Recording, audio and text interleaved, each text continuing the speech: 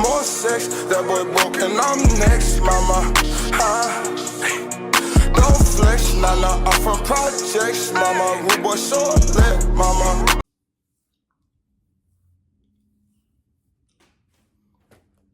Adidas, check.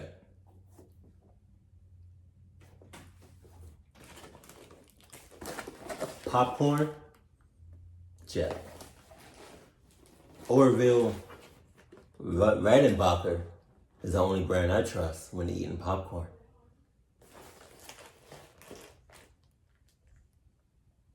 If you know what I mean, if you want to sponsor your boy, Orville Redenbacher, go right ahead. Cuddle button! Check. Because y'all already know I got my husband, the love of my life. Cluck, is you talking about?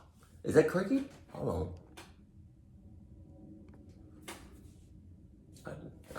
You know, I don't even know if it was. Sup?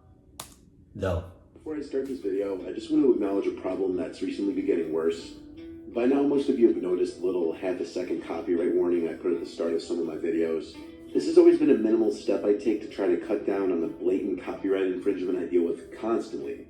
One extreme case of this is this TikTok profile, which has recently amassed just about 100,000 followers simply from uploading my videos, including videos in which I put the copyright warning at this. Mr. Nightmare, I emailed you. You didn't respond. I think I DM'd you. I don't know if you responded. I've been reacting to your videos for a long ass time. Years, since I think 2015. And I've not once gotten copyright from you. And I hope to God I don't.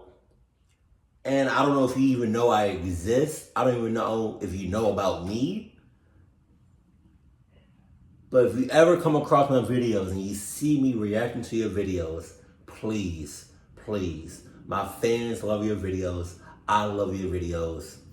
You know what I mean? I do not play your video like all the way through. I cut, I get my commentary, you know what I mean? I'm just a guy trying to have some fun. I enjoy watching your videos. That's it. You know what I mean? Please do not, for the love of Jesus, do not come at me, Mr. Nightmare. Oh my God, that would be devastating. It would. Because so many people love your videos. And that would hurt. That would hurt me so much. So if you want me to stop reacting to your videos, please email me or DM me, okay? Please do not just strike me down. Please don't. I've already had enough with the strikes.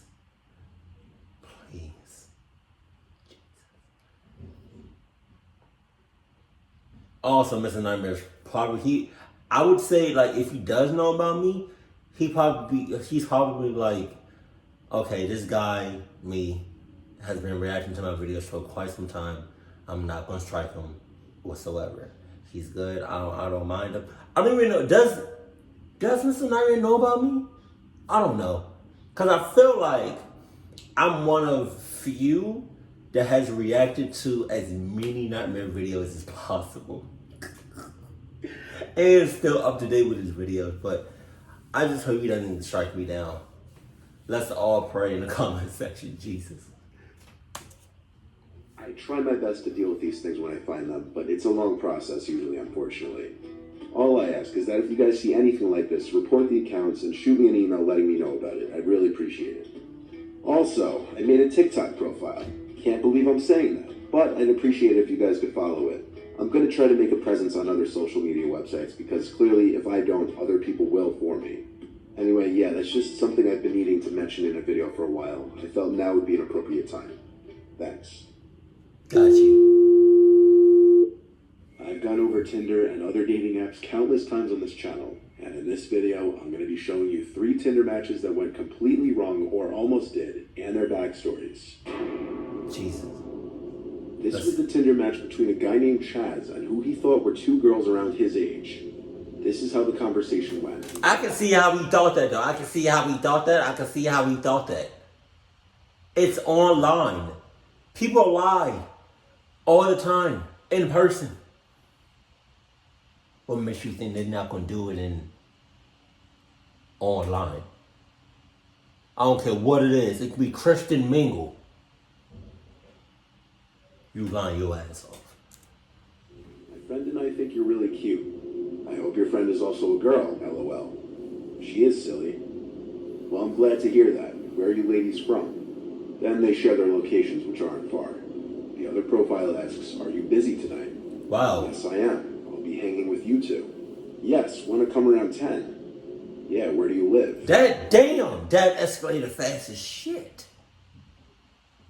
Signs of red flagness up in the air.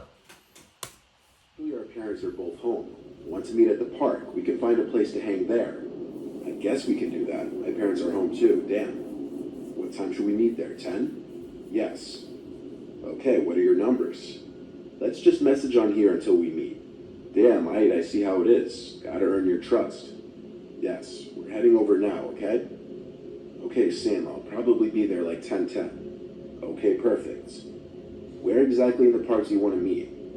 We can meet by the statue on the dirt path. It's like a dog walking path. No one will be there this late. Oh, We can no. find a better spot from there together. Okay, I looked it up. I think I know. You got to read the fine print within the fine print. It's like a dog path. It's like a dog walking path. No one will be there this late.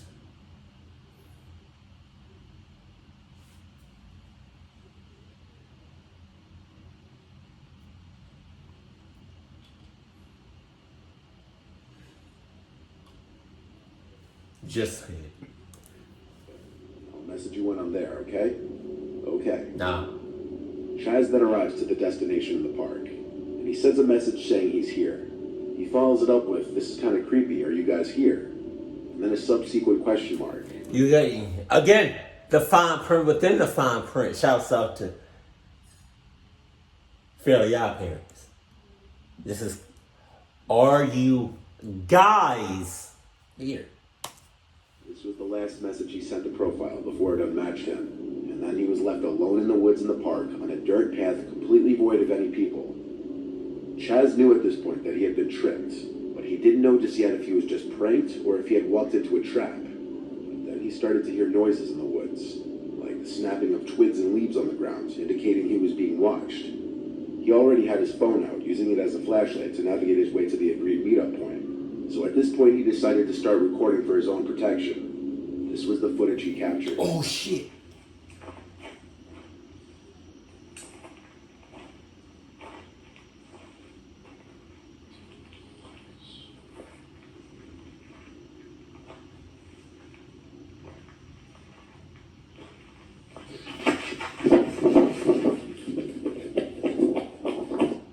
Footage, you can easily see that as he pointed his light into the woods where he heard another sound, it revealed someone in the woods, who then started to run out from the trees and chase after Chaz.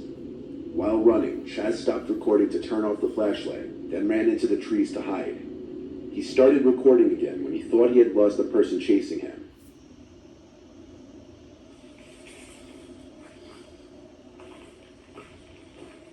Kept recording the rest of his way out of the park and back to his car to have video evidence of anything in case of a worst case scenario. Luckily, Chaz made it back to his car and home in one piece. He tried reporting the profile to Tinder just based off the screenshots he took, but Tinder got back to him saying they're unable to find any profiles that match the description or pictures. Chaz was obviously not wise to enter a suspicious situation like this. The other profiles' refusal to give their number, as well as meeting anyone for the first time in a park by the woods at night where nobody else would be around, are two major red flags that this was some kind of trap. He was lucky to have gotten away. I'm saying. This second match is more on the bizarre side. The girl who submitted this to me wasn't the one to match this profile. Rather, it was her friend Maddie. The profile was titled Invincible. It claimed to be some guy, or rather a pair of people, including this Chelsea person, who would pay someone to kick the man in the picture in his groin. This is the story in the girl's words. One of my best friends, a girl named Maddie, was on... You see it though, right? You see it, right? Right here. God damn. One day when she stumbled upon this account.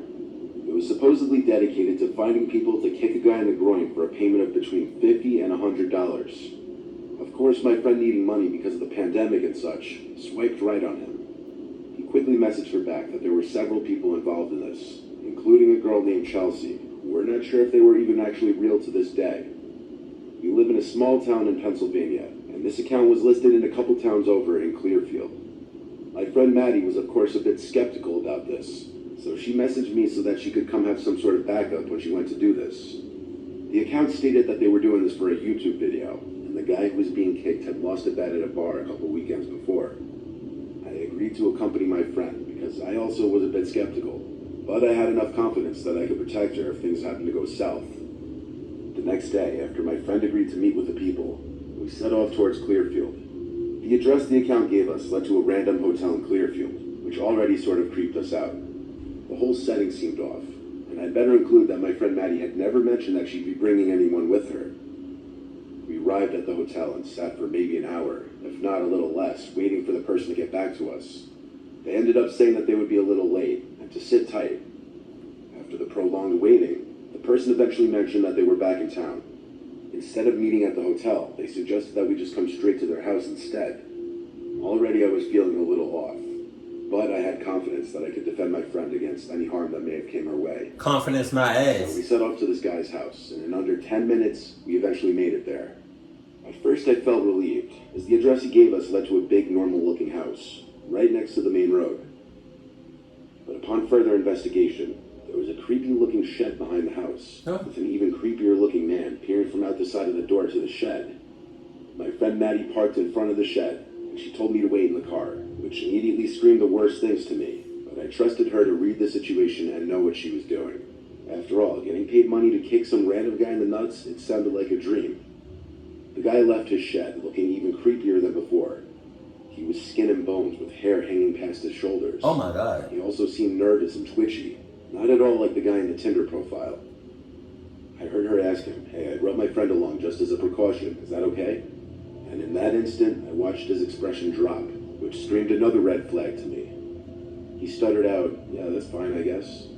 So I got out of the car and followed her, knife in my pocket in a hurry, and we stepped inside the shed, to which point I immediately began... Again, you gotta read the fine print within the fine print. And not just on words, not just on writing, not just on text, not just anything. It deals with conversations. It deals with sightings. It deals with your everyday life. You gotta read the fine print within the fine print. He saw the other girl, and his whole demeanor changed. Connie!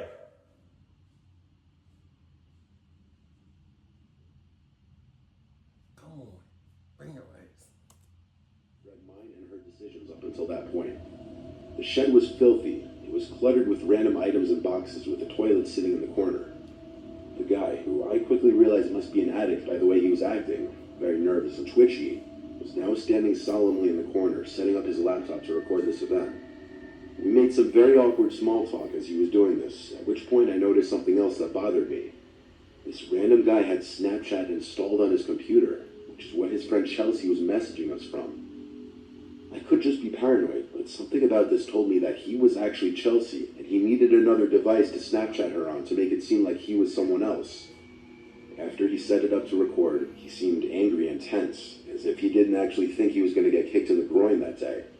He turned around, and my friend went about her business with him, and promptly after, he asked in a shallow voice, He really thought he was going to get kicked in the... He about to get kicked in the groin and then some. You about to get clocked up and then some. How did you not think you was going to get... You wasn't not going to get kicked in the groin? That doesn't even sound like how I talk. How do you not think you wasn't going to get kicked in the balls when you... That's what you said. That's like Chipotle saying publicly,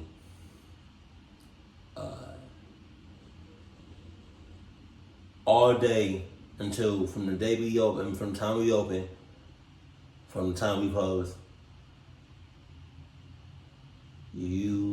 everything is half off.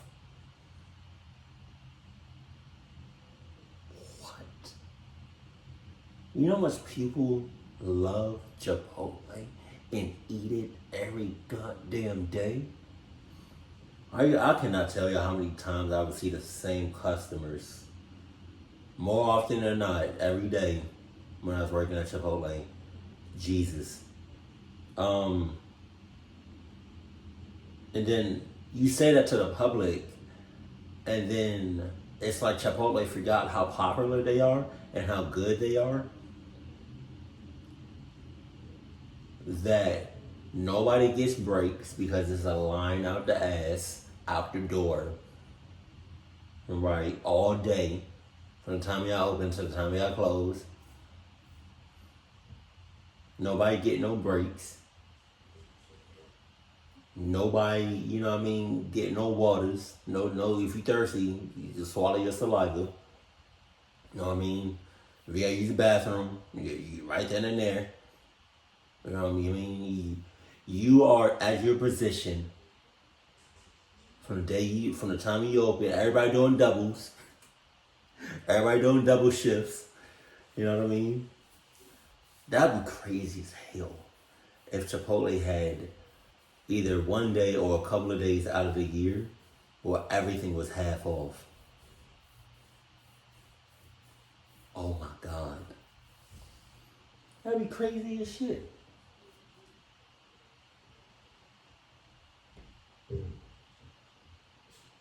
And everybody pay stays the same. So what are you guys doing tonight? Do you guys smoke? Referring to weed. We both quickly replied no. Now we had other things going on, despite the fact that we both do smoke. Fuck. Maddie quickly collected the cash from him and we left. Now this might not all seem off to a regular person, but I can't help but feel like if I wasn't there, then something bad would have happened. After we left, my friend had mentioned that before we got there, this alleged Chelsea person had offered to rent a hotel room and buy her pizza. Wow. I don't like to think about what would have happened if I wasn't there, but deep down I know that something way more malicious had been planned. Hey, babe. Hey, baby. Drop on the attitude. No attitude. No, that was attitude. There's no attitude. Oh, it was attitude. You can't get on camera. Uh-huh. No, you can't. Look at your nipples. Oh. Hey, baby. Yeah, kiss me. baby, stop. Nah, get up. Baby. Because your attitude is atrocious. Baby, I love you. Come here. Come here. You just Come kiss here. my cootie cat.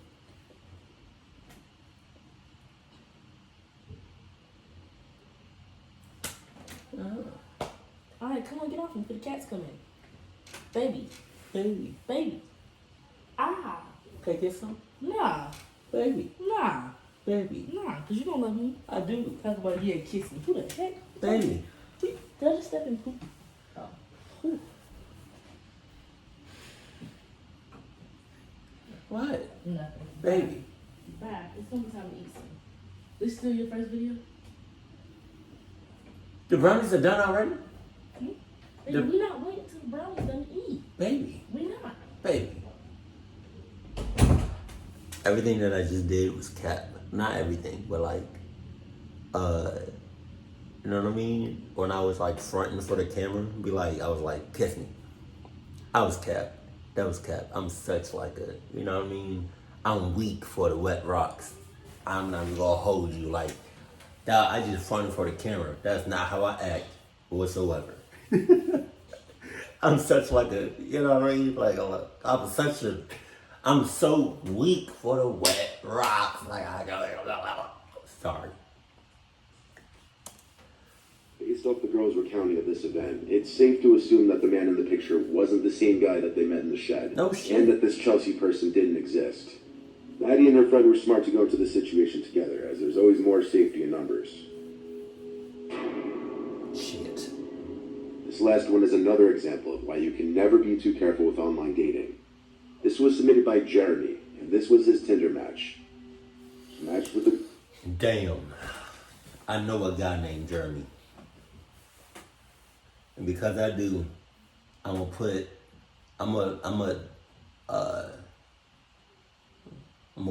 listen to this story, and think about my man's Jeremy. That's bad, but I am. Mia, who was in the same high school class as him. Cap. Their conversation went as follows. Hey, long time no see. I know, hey. How have you been? Not bad, and you? I've been good, just working a crap ton. You still talking to anyone from high school? No, not really. I was happy for high school to be over. Same. It's funny we only ever really spoke a few times in school. Yeah, I know. Maybe we should make up for lost time. Maybe we should. Do you have a snap? From here, Jeremy gives Mia his snap, and they continue their conversation there. Jeremy didn't take any screenshots from the snap conversation, but basically from there, they continued to talk about life after high school. Then they escalated to talking about linking up somewhere and chatting in person. They agreed to meet in a nearby parking lot behind a strip mall where nobody goes at night. Wow. Jeremy was ready to go basically right away, not needing much time to get ready. Mia, on the other hand, said she wouldn't be able to get there for another hour and a half at least. She claimed she was with friends and couldn't just ditch them, so they set up a meetup time for 12 behind the strip mall. It took Jeremy only 5 minutes to get there, as the lot is in the same town that the two live. He sat there in his car waiting for her for about 20 minutes, receiving apologies for being late every few minutes on Snapchat. Eventually, headlights appeared from around the corner and approached slowly, then stopped not too far from Jeremy's car. Mia snapped him a picture of his car, saying, "I think I see you." So Jeremy stepped out from his car. He then realized the car looked to be a small Honda or Hyundai, when in reality, the car that was posted all over Mia's Instagram was a Jeep Cherokee. Immediately, Jeremy went back into his car and went to DM Mia on Instagram. Meanwhile, the car outside was honking at Jeremy. He opened Snap and messaged her, "Hey, step out from your car and let me see you for a second." They opened it, took half a minute to reply, then said, "I don't want to, it's so cold out, what's wrong?" At this point, Jeremy knew something was off, so he got in his car and started driving home. But the car was following him, honking the horn. Jeremy decided to get on the highway, at which point the car behind him tailed off and disappeared. Jeremy pulled to the side of the road to block the Snapchat account, but they had already beaten him to it. He went home, and by then he had gotten a DM back from the actual Mia. This is how their conversation went. Jeremy opened with this. "Hey, this may sound really, really weird, but did I match you on Tinder?" She says, "Hi, no, why?" "Jesus, long story. I matched someone catfishing as you, and we talked for a while about high school. I really thought it was you. I met up with the person running the account in a parking lot, but it was some random car, not your Jeep, so I drove away." Then he sent screenshots of the conversation. This is another familiar lesson to be more cautious about who you're meeting online. To always make sure you have proof that the person you're planning on meeting is actually who they say they are. Oh my God. God damn. I keep telling y'all with these online dating joints, relax. People lie all the time. Don't do it. Please don't do it. If you do it, you know what you're getting yourself into. I promise you. Especially if you, the only thing I would say about if you doing like online dating is that like, just if you can bring at least one other person with you, just in case shit hit the fan. You got, you know what I mean, you got some backup. You can use that extra person that you got with you and throw them at the clucky and haul ass for your life. Keep it cool, keep it classy, and I love you. Stay happy. My family.